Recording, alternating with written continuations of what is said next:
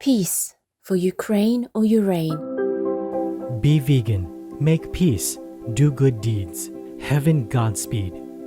Our programs offer many languages. Please visit suprememastertv.com/schedule. And I think if you really want to present yourself or relate to yourself as a compassionate human being, you have to always think about where your food is coming from. Peter Egan, Vegan, the veteran actor with a heart of gold, part 2 of 2. Continue watching to find out more.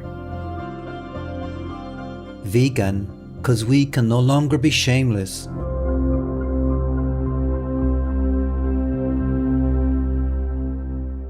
Bairayai means greetings in Ossetian, one of the official languages of South Ossetia. I am Inga. The warm-hearted people of Ossetia wish you harmony and wonder in your life. May Heaven's grace be with you always. Welcome to the concluding telecast of Peter Egan, Vegan, the veteran actor with a heart of gold, part 2 of 2.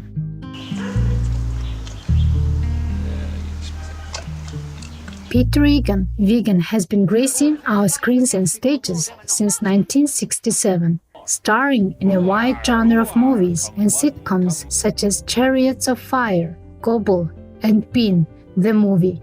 He's most recently known for his role in Downton Abbey, and he has also been featured in documentaries for the animal liberation movement, I, Animal, Through the Eyes of a Pig, which highlights the cruelty of the industrial animal people raising operations that are destroying the planet. Mr. Egan generously shares his vegan transition experience.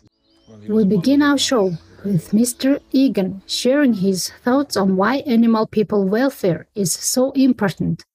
As with human beings and human welfare, everything to me revolves around the right to life. So I am more involved in animal rights than I am animal welfare. And animal rights, when you use that term, just like when you use the term vegan, people become very frightened of the word vegan because they think, it's a Spartan lifestyle that has no humor and has, people are very serious and, very dogged. And that, which of course isn't true. Being a vegan is a celebration of life because it's creative and compassionate. Similarly, my commitment to animal welfare is based in exactly the same part of my heart. So I only add to it rights because I don't believe you can have rights without welfare. And because within industrialized animal agriculture, that there is absolutely no animal welfare at all in that. All of the 5 freedoms are ignored by the corporations that want to produce food cheaply and quickly from an animal source. So I think that animal welfare and the 5 freedoms are something that should be strictly adhered to and not ignored, as it is, of course, most of the time. Mr. Egan kindly explains in greater detail what is meant by the 5 freedoms of animal people welfare. So animal welfare is very important to me because I think animals have a right to life, and I think they have a right to be considered in precisely the same way as we human beings like to be considered. So in relation to animal welfare, I could just read to you these 5 freedoms that I think they were brought in 1996 as a direct result of the cruelty imposed on animals in industrialized animal agriculture. So the freedom from hunger and thirst, the freedom from discomfort, the freedom from both pain, injury, and disease, freedom to express normal behavior, and the freedom from fear and distress. Now, if you think of those 5 freedoms as described there, all of them are betrayed by industrialized animal agriculture because of the intense fear that the animals suffer, because they have no opportunity to exhibit natural behavior.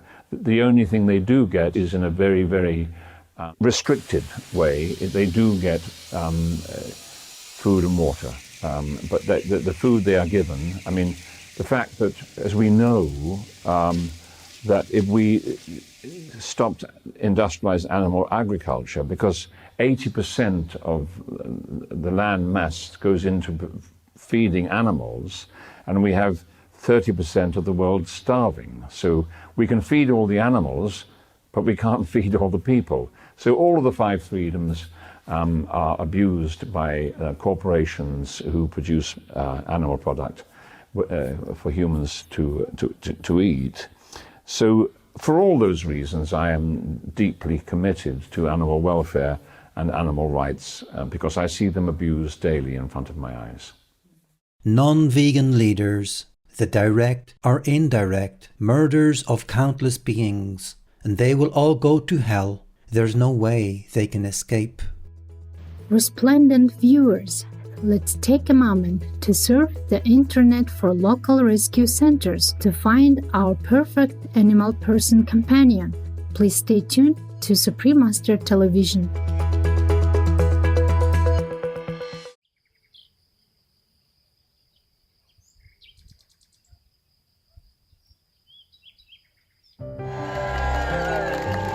Fantastic. Thank you very much. Thanks for being here. Welcome back to our program, Peter Egan, Vegan, the veteran actor with a heart of gold, part 2 of 2.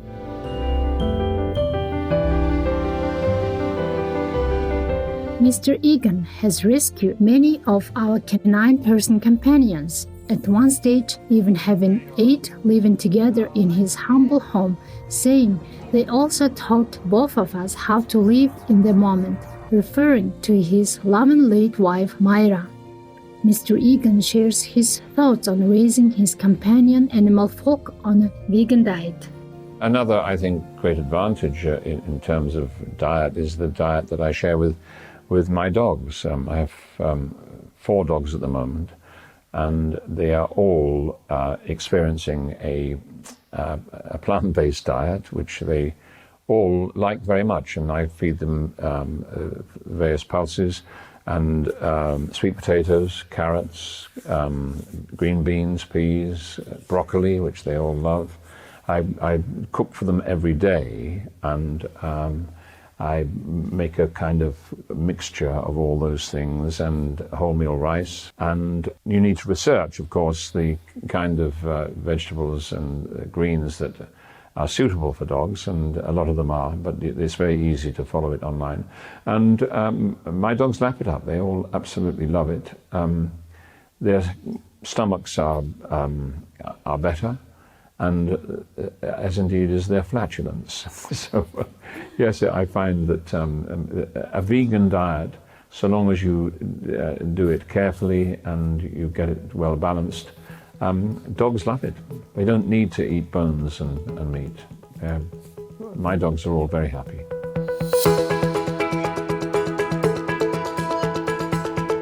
They love butter beans, they love kidney beans, and they love all beans. I sometimes put in just to give it a bit of a kick, mild chili and tomato to give it flavor, or smoked chili and tomato, and their tails wag a lot at that. Yeah.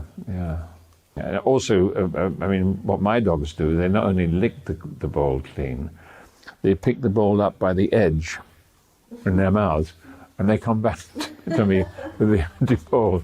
I say, no, that's it. Wait for the next one. Yeah. When asked what parting message he would like to share with our global audience, Mr. Egan had these wise thoughts to impart to us. I would say to people,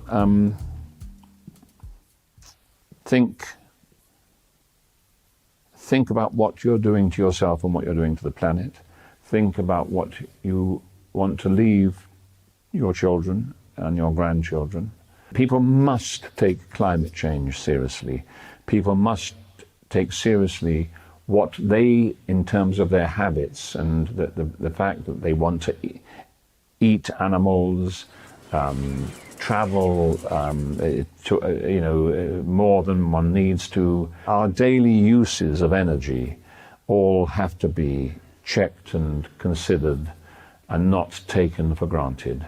I would say to people, and again, I don't want to sound dictatorial, or I mean it really in the most embracing and compassionate way, people have to check about the difference between what they consider to be their rights and what is right for our planet and for all of the amazing species who share it.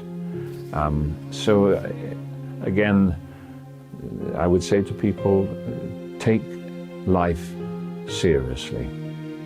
It's wonderful. We only come this way once, so take it really seriously. But I would also add to that within that journey of seriousness, there is, of course, great humor and great compassion and great kindness, and it doesn't have to be rigid, battering ram seriousness. It needs to be the seriousness that is all-embracing and kind and loving and empathetic. We are the guardians. We are responsible for this planet. We have made ourselves responsible for all the other species, and we're destroying them at an alarming rate. And as we know, we're in the sixth big extinction at this moment in time, which is quite devastating, and so it has to be addressed. So I would say, think about your life, be kind about your life, be ethical about your life, be compassionate about your life, and be empathetic here.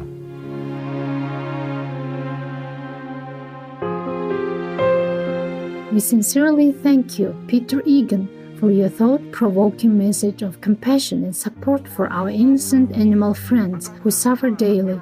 To all our caring viewers, may you always find peace and love in your hearts and join us to create a sympathetic world for all sentient beings.